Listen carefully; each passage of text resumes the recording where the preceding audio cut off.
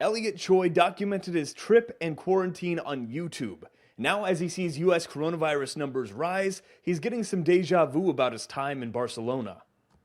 Sweeping shots of gorgeous vistas and fun times with friends filled Elliot Choi's YouTube videos. A student at Vanderbilt University, he was studying abroad in Spain, at least until the coronavirus hit.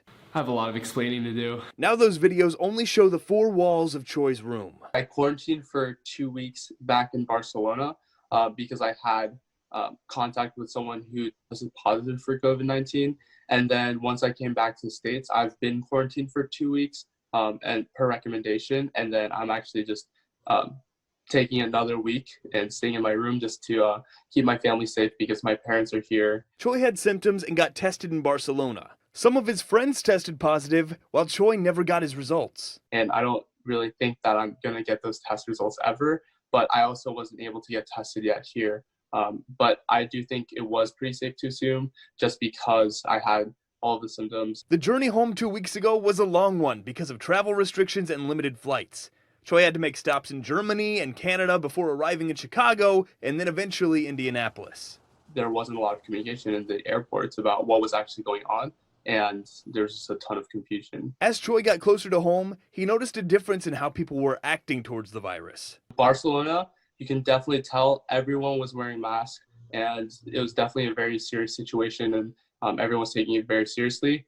As soon as I flew over to Munich in Germany, no one was wearing a mask, and on my flight, there were even like a lot of elderly people flying back to Toronto, which I thought was pretty insane considering that they're very high-risk demographic.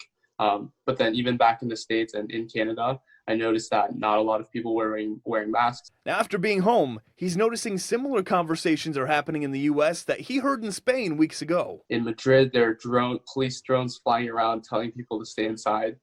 You can get a ticket if you are out walking outside without a good reason. So while the US is not at that stage yet, and obviously Barcelona is a very concentrated city, so they're able to monitor that a little bit better. But even in the States, I think that we still have a good amount to go. This isn't something that's going to be over in a few weeks, obviously. So it's just, we've got to try our best. Choi says he hopes as people see the number of US cases rise, they take this seriously and slow the spread.